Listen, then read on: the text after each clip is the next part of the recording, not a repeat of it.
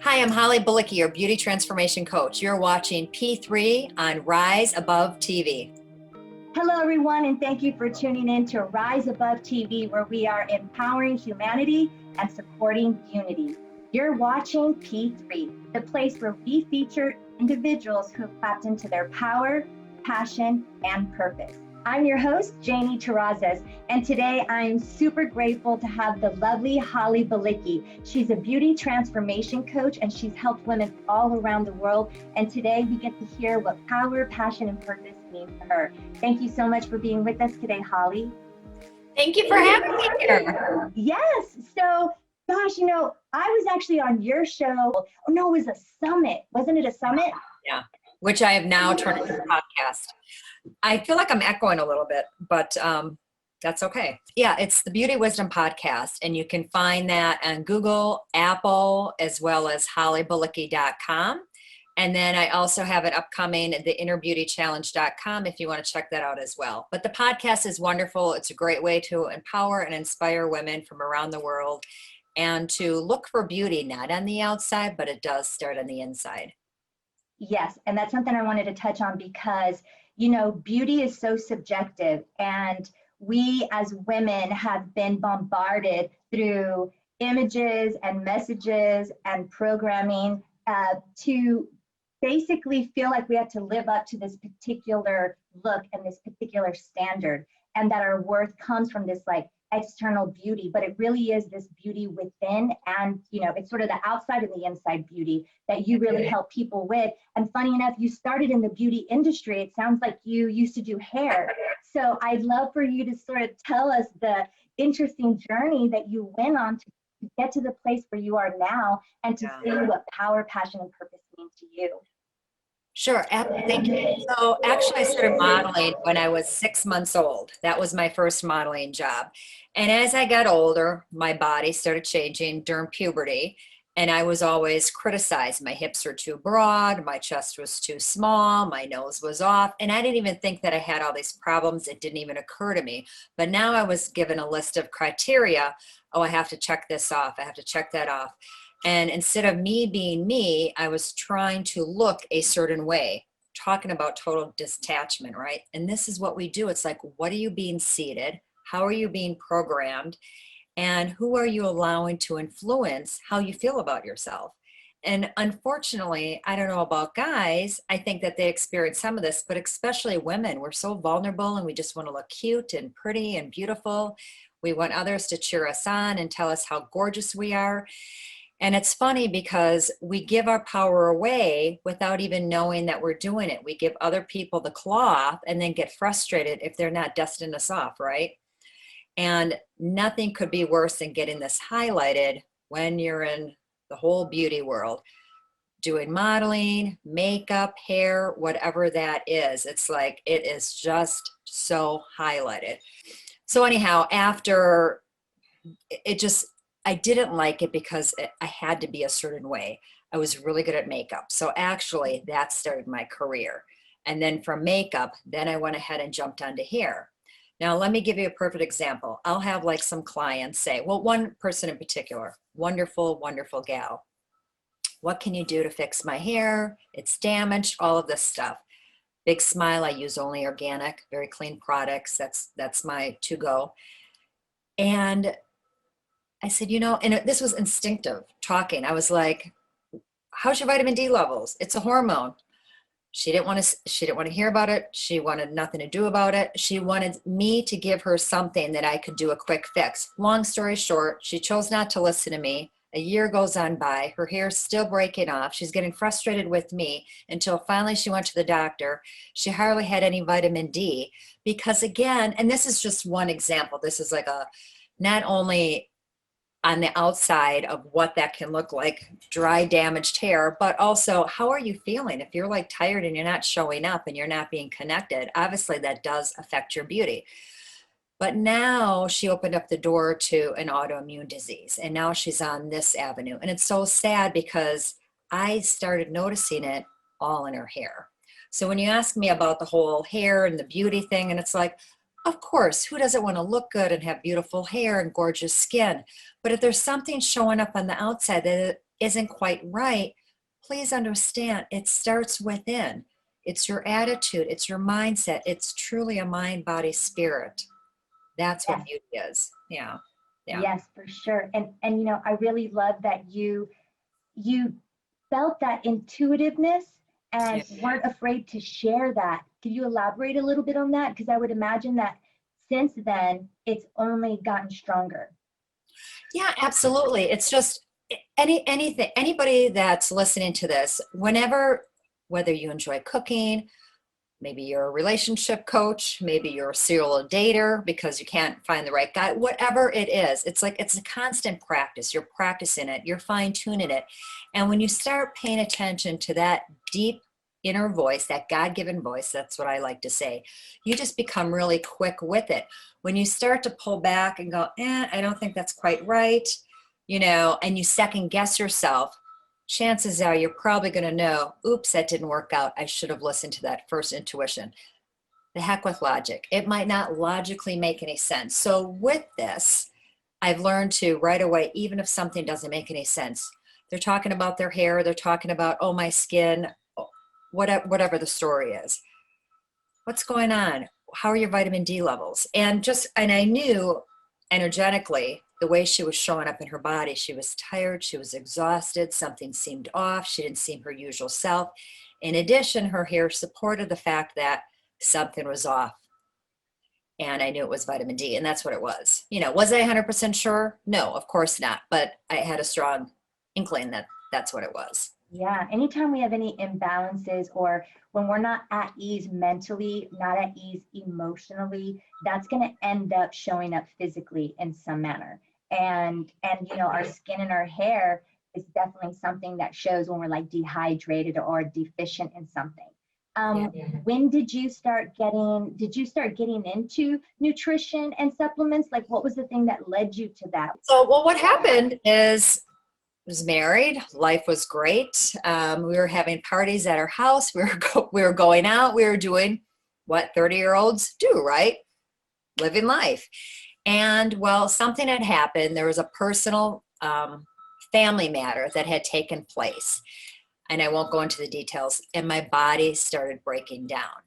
And even though that I had a lot of head knowledge, because it was happening to me, I didn't connect the dots because I was stuck in my head, stuck in the story. Oh my gosh, I was left spinning and I was being stretched like crazy, which I had been stretched throughout my entire life, right? I left home at 13 years old. I've been in group homes. I've been in foster homes.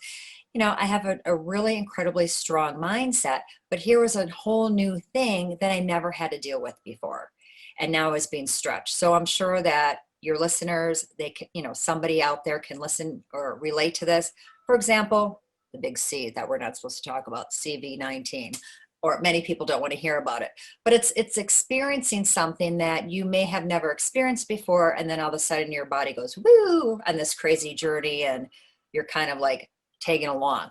So that was kind of the beginning of me getting really serious and connected to my body and being very purposeful in what I was eating. So I wound up packing up my bags and I went to Hippocrates, which is a holistic institute in West Palm Beach, Florida. They've been around for over 60 years. And I went through a 3-week detoxification. Well, then I found out that they had a educational program.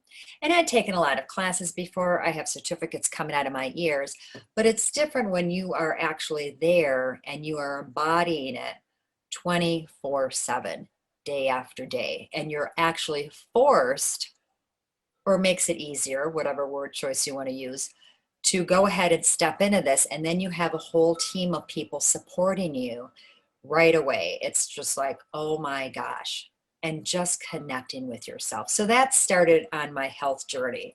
And I have not gotten off since. I've always been like health conscious, but my definition of health has changed over the years. You have been the type of person that embraces new things and kind of leans into the discomfort. I know that's not an easy thing to do for most people, but it goes back to the word that you said, mindset. And it sounds like you had a pretty tough childhood that really gave you this like inner grit, Totally. and then you were able to transfer it in a positive way, where some, that pain leads them down a very destructive path. And I'm sure in some cases it was leading to subconscious patterns and some things that were causing Totally. Yeah. sabotage. Yeah. If there's any of that you want to elaborate on, go ahead. But it really is a common denominator in a lot of the people that are on this show, is this like inner grit. Well, for me, I had a lot of emotional abuse when I was younger. And I remember an incident as early as 4 years old where my parents would sing, "Holly's evil, Holly's scum. All she does is chew bubble gum." And I actually remember looking at them at the age of 4 years old going, what is wrong with these people? And it's funny because, of course, I didn't have the language at the time, but I disassociated that they were my parents. What's wrong with these people? Wow. Now, I'm very creative. So I'm visual first, audio second. And it was bad enough what they were saying, but I didn't believe it was true. What bothered me was they put a t-shirt on me that had a little devil on it. And they're like, ha, ha, ha, now everybody's going to know that you're evil. Now that bothered me because I was just like, oh my gosh, the whole world's going to know that I'm evil, you know. And and this is important to say, and this is important to share here, is as I got a little bit older and I went to school, I was so blessed. I look back, of course, I didn't understand this at the time. I had a whole team of teachers helping me out, everything from kindergarten up until 5th grade, because they all talked, they all were friends. And at that time, dysfunction wasn't a big deal, or I shouldn't say that. Dysfunction didn't stand out today then like it does today. So I stood out, let's just say. I was the kid that was neglected. That was my label. With that, I couldn't figure out what I had done wrong. If you could just tell me what to do. So I'm sharing this is because I had no other choice but to be strong and look within. And this is before journaling was like a big deal. I would write journals. I started journaling because I had all this energy, but I didn't know what it was called. And it needed to come out. It just needed to come out of me. I also have always had a strong faith in God. And I never thought anything of it. I just thought people believe in God. They have a strong faith in God. God's got my back and I'm covered. And I was always covered because I thought, well, that's what happens. God has you. I don't know. Of course, when you get older, you find out people have different belief systems.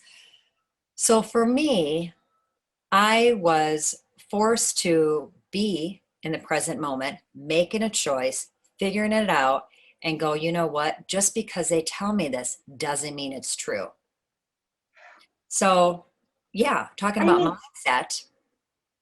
God, that's like incredible, because oftentimes when you mention that you were 4, like you Yeah. said, we don't really have language to put to things sometimes, but I think this is happening a lot with a lot of children, especially people that I talk to and I coach with, even my friends, when they go into that time in their life, if they dealt with a lot of childhood trauma.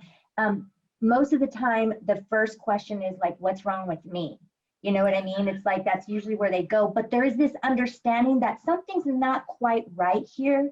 Like, this isn't really a good thing, but it is your life. And so it's interesting that you kind of understood that, but obviously they took it to another level. And you mentioned having a group of teachers to kind of help you through that process. Thank God you had them. You know, a lot of us have these opportunities in life where we meet someone and they end up being a really integral person to help us navigate some really difficult times. And so thank God you did have them.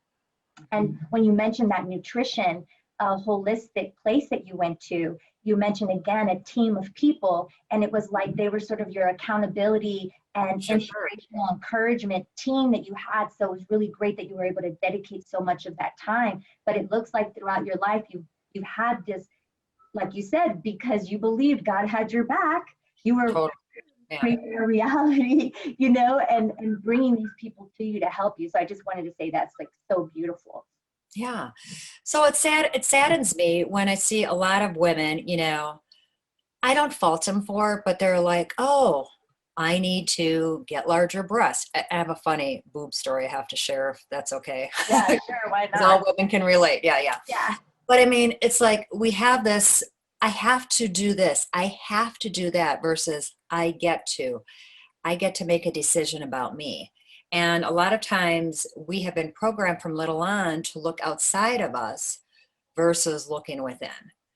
Um, Funny boob story, and this ties into this. So when I was younger, I've always been told you're smaller breasted, and it's like, and I never really thought about it. I just was until I was told that, well, you're smaller breasted. Okay. Went to Victoria's Secret maybe 10 years ago. I had an older lady look at me because I thought, well, I'm going to go ahead and get size for a bra at a proper place, right? Victoria's Secret. Well, I thought, well, they got pretty bras. I guess I'll go there. It's better than Hanes. Sorry, Hanes. But anywho, and I had this older lady look at me and she's like, oh, you're a, I won't say, well, whatever. I'll go ahead and say it. You're a 36A. Okay, well, and nothing's ever fit me right. I'm tall, I do have fuller hips. I've never been a large person, but I'm definitely not like tiny and petite. I'm 5'11". And so one foot's larger than the other. Most of us have one eyebrow higher than the other. The hairline jumps up higher than the other, but it's not like we sit down with our lady friends and say, hey, do you have this problem? Do you have that problem? We all keep it to ourselves going, oh, I'm flawed. There's something wrong with me, Mm-hmm. So bras never fit me quite right. Well, girlfriend of mine, she's in town and she's released 55 pounds. Hey, perfect opportunity. Let's go get some bras, get rechecked and blah, blah, blah. So anyhow, we have this great girls weekend. We get resized. This young gal, 25 years old, comes into the dressing room. You're a 36 double D. Now, I don't get shocked. Well, how in the hell do I go from an A to a D? I'm like, okay, I get that tissue changes when you get older. I haven't had natural children. It's not like my boobs have dropped or anything. And I'm like, there's no way I'm a double D. But I'm laughing at myself because my mindset, right? I had small boobs when I walked in. I walk in and now I have big boobs. My boobs haven't changed since I walked in the door. Like, I know this is going on, but I'm still in shock. And it's just funny. It's like, do I now have big boobs because I'm a double D?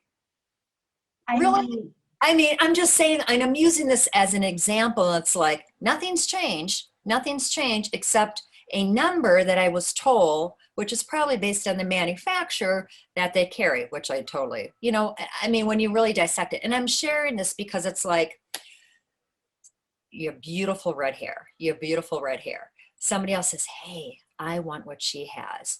And they're going to color their hair red. Now, does it mean that just because it looks good on them or doesn't look good on them? It could look great on them, but somebody says, hey, that doesn't look good on you. Does that mean it doesn't look good on you because that's somebody else's opinion of you? Do you see where I'm going with this? yes, Just it's like fascinating. it's subjective. It's beauty really is subjective. It's just like with art. If you go to a museum and there's a painting, and some people can look at it and think, oh my God, it's so beautiful, and see one thing, and then somebody else look at them like, what's this? And they're like, Yeah. why is it worth so much? And it's like that with people too. And so when I look at myself, and I can be really hard on myself, I lived in Los Angeles for 12 years and lived in the entertainment industry. Oh, yeah. I was in the fitness industry, and I was doing like on camera, TV hosting, which is why I still kind of do it now. But, Yeah. then it was like going on auditions and just, oh God, all the little nitpicky things that they noticed. And so I had to do a lot of healing around that. It's almost like it got, just like what you were saying, you being in that industry just adds extra layers to what we women already are dealing with. So I had to remember that. It was like, look, beauty is subjective. When I start getting hard on myself right away, God will guide me into how does somebody else see you? Like it's always good to just go back to like how Justin sees me. I wake up in the morning and I think I look awful, and he's like, you're so beautiful. And instead of telling him, no, I'm not, I had to remember that is how he sees me. And also too, funny enough, have you ever noticed when you are maybe having one of those days where you're not being so nice to yourself, and then you go out and somebody compliments you? Yeah. And to me, that's like God giving you that little wink, like, hey, Yeah. really sweet. Yeah. Yeah. Absolutely. 100%. And it's so important to not look for others for confirmation. I mean, it's okay if it compliments you, but if it goes against you and they suck you down, really easy check. If you have friends and you don't enjoy being around and they literally drain your energy, I hate to say it to you, but you probably want to get some new friends. You want to be around people that pick you up and fill you up. That's not to say that somebody doesn't have a bad day. Look, we all have bad days, but you don't want those emotional vampires that are going to literally and suck you dry. That is so exhausting. Yeah. Absolutely. And speaking of that, it's that power. We give other people power when we allow them to impact and affect the way we see ourselves and our own self-esteem. That's why it's really important for us to build it from the inside out and not really seek that validation and approval from others, even though it's very natural. We have to be really careful. We have to be careful with that. But that power, you mentioned, you had a relationship with God pretty early on, and that's really where you feel you get your power. Would you like to elaborate a little bit on that? You know what? God is outside of time. He is consistent, and us humans, we make mistakes. It's what we do. And for me, God is the one constant thing that always has been, doesn't change. And that's why it works for me. Yeah. And it can work for you too if you're open. All you got to do is pray and say, God, show me who you are. I am open. Simple as that in a nutshell. And you mentioned the word open. That really is it. It's just really having an open mind and an open heart to understanding the concept of God in a more vast way. And then also opening ourselves up to recognizing that other people, I'll just say this. When they say God is everywhere, when you hear that whole saying and you start to understand the quantum aspect of this, existence, and you start to really understand that energy and that consciousness and the light that's lighting us up is the I am, is the God, and we all have that coursing through us. That cannot be divided. What are some of your other passions that Sorry to interject here. Okay, when you had said God is everywhere, it just kind of reminded me of something, an experience that I had a couple of weeks ago. Can I share it with you? Yes, please. I love when things like this happen. Okay, so I need to put on my reading glasses. Okay, go ahead. I happen to have it right here. Let me give you a little bit of a backstory. All right, I just started going to this new church. I have never been consistent going to church. This is something new for me. It takes me a while to warm up to people. It just does, and it's how I'm wired. With all that said, now imagine you're at church, you're new at this church. Guest pastor comes on in. He says, "Hey, does anybody need praying for?" I honestly couldn't think of anything, so I kind of just stuck to myself, had my head down, and I knew beyond a shadow of a doubt, with my eyes closed, that there was a woman next to me praying for me, and I actually thought, well, that's interesting. I don't know what she's praying for, but okay, being open to it, right? So as I'm walking out church, a woman comes up to me I have never met before, beautiful face, and she's standing there with a little folded yellow piece of notepaper. And she says, "Look, excuse me, I have to give you this note. God put this on my heart to give to you." Okay, wow. I mean, I've heard of words of encouragement, but I've never received a letter, All right, fine. And this is funny how our minds go, right? So I read the first line and it said, God knows everything. When you had said that, whoop, I was thinking about what you had just said. So I thought, oh, geez, I'm going to take my time leaving. I don't want to read it right away. Let me go to the bathroom. I'll slowly go out to my car. Sat in my car just in case because it says God knows everything. I didn't know what else was going to be revealed to me, right? So here you go. God knows everything you've gone through. He sees, and I believe that this can apply to anybody, okay? He sees the pain. He sees the hurt. He sees the rejection. He sees the neglect. He sees the people who were supposed to be trustworthy but left you. He sees the people who were supposed to be safe but weren't. He sees your tears. He wants you to know that he can use that awful past as a testimony. He will lead you to people going through the same, and you will be a living testimony of God's goodness. You are strong because strong was your only choice you had, which I mentioned earlier. But now God is your Father. He will never leave you nor forsake you. You are precious. You are his child. He is your safe place. You matter. You have a purpose. God wants you to stop being strong in his presence and allow yourself to be weak and vulnerable so he can be your strength, so you can depend on him. Sensitive is not weak. Vulnerable is not weak. Failure is not weakness. Let God be your strength and trust him fully. I was blown away. I just sat there and went, and of course I teared up, but I was just like, and I must have reread that like 20 times in the first hour. Like I could not believe it. And I thought, how interesting, because if she would have came up to me and just started rattling stuff off, there's no way I would have remembered that. So it happened at the perfect time, just like it was supposed to.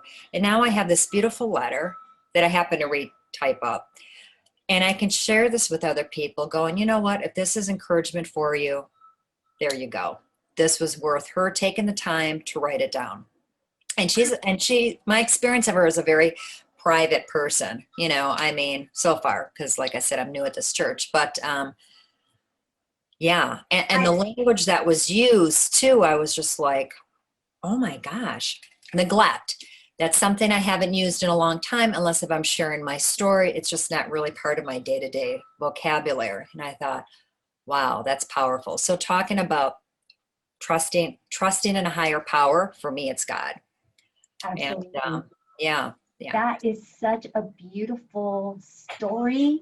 And again, the fact that you have it in this note, because I don't feel like it's lacking anything. It really does encompass the essence of what our creator is, and like something that we all have simply by being born. It's our inheritance to have that mercy and that comfort and that guidance and that grace. And it really is about, well, for some people, it's so hard for them to believe. It's like they want to see before they can believe. And funny enough, there's a lot of things that are happening in our lives, but we just are not noticing, and we're not in that state of awareness, So if anything, just each day you start the day by saying, like, I'm open to seeing you, God, in whatever way that is. Help me to open my mind to what it is that you are, and what it is that you're here to do for me.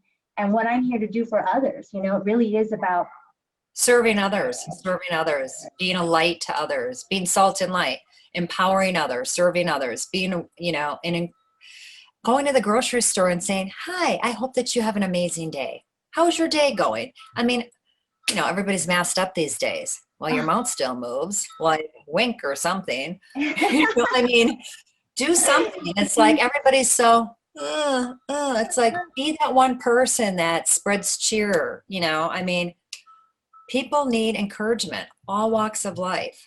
Yes. And, you're talking about kindness, it's just being kind and generous to other people, especially now with the state that the world is in.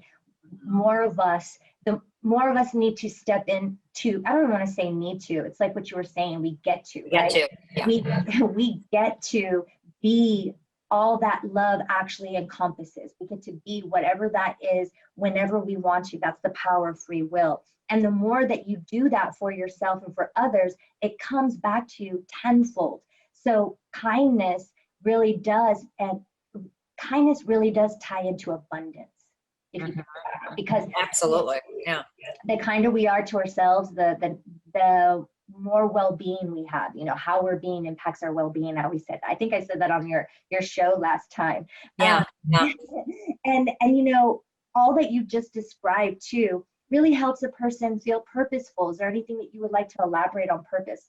Because I know that you're living your purpose and you're very passionate about what you do. You light up when you talk about it. That's a good sign.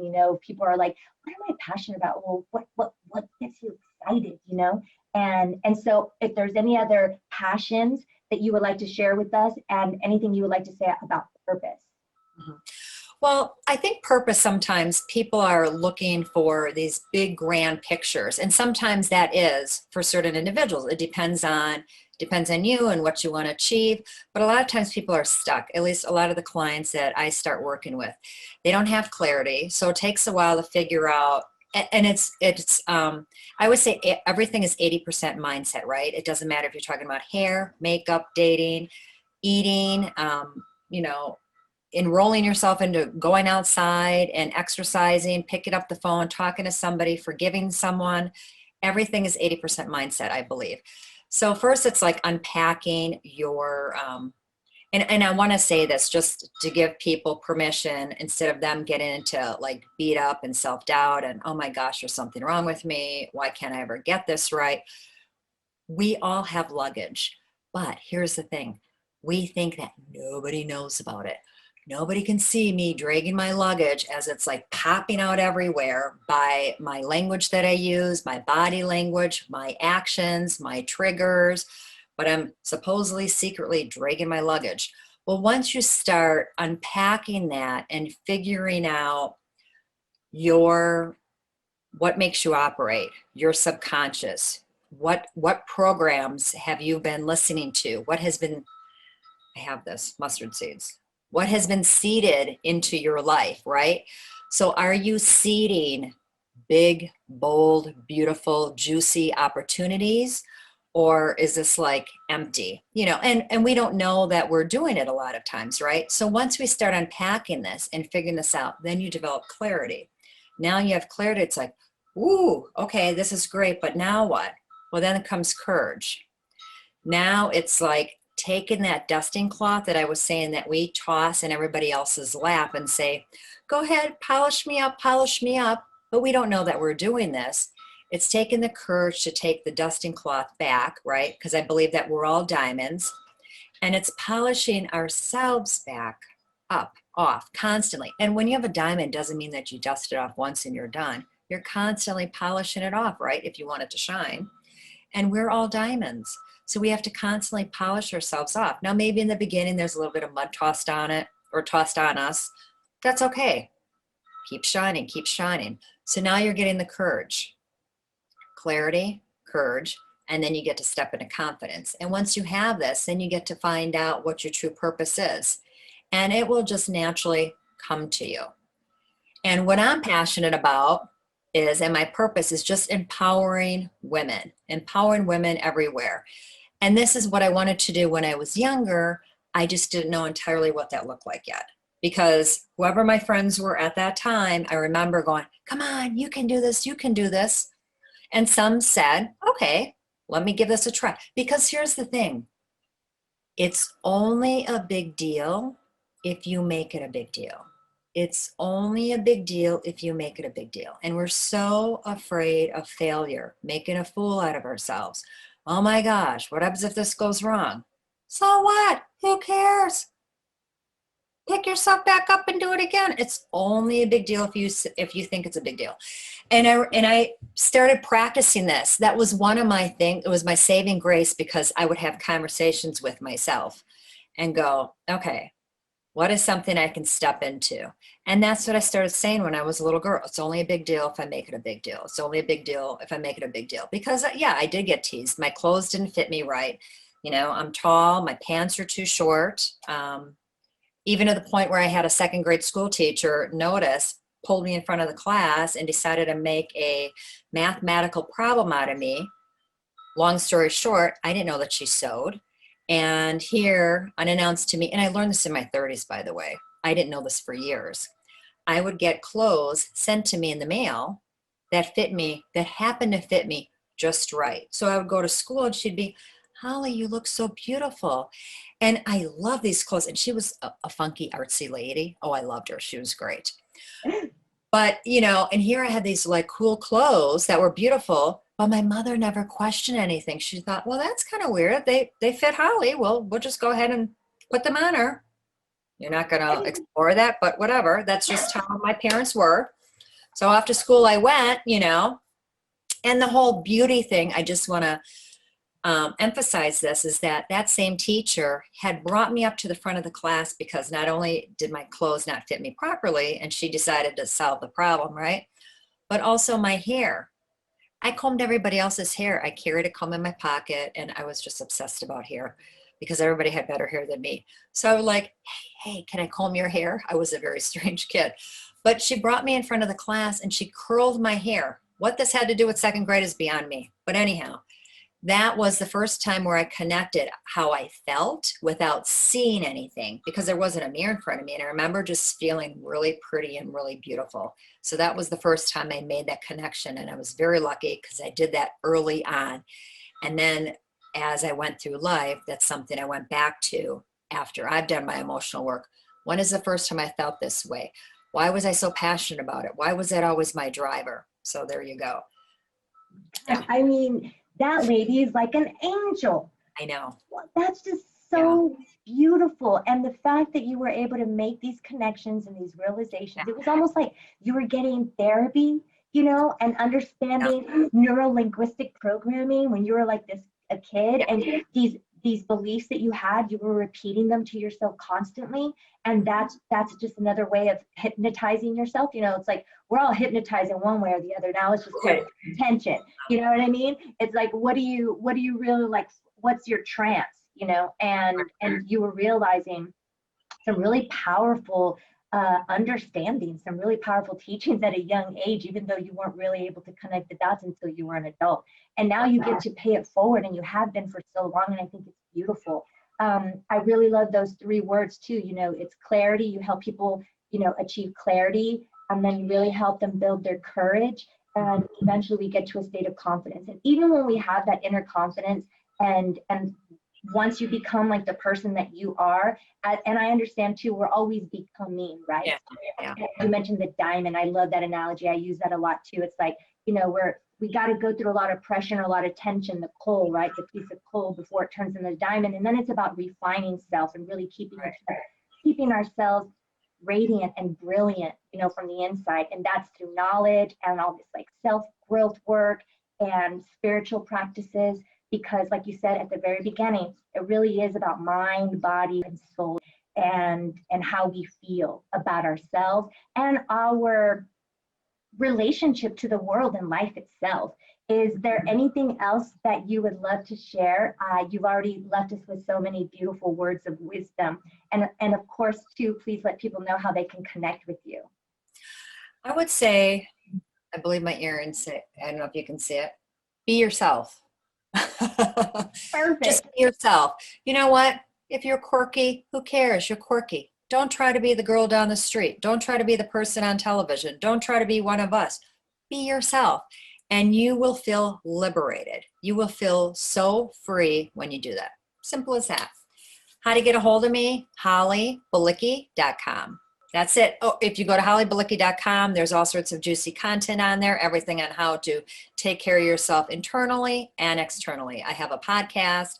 I have the Inner Beauty Challenge, and that is coming up on, let's see, I should know the date by heart, right? April 26th is when it is. Yeah. Awesome. Definitely go check out her website and connect with her on social media, because she always has such beautiful, inspirational words to share. Thank you so much for your time and sharing your lovely words with us today. And I want to send you blessings on all of your endeavors. My pleasure. Thank you, Janie. Thanks. And thank you for watching Rise Above TV, where we are empowering humanity and supporting unity. Your likes, shares, and follows are greatly appreciated because they help spread the love. Subscribe to our YouTube and podcast channels for more mindful content. Tune in next week for another power-packed episode of P3, Power, Passion, and Purpose. Till next time, peace be in us.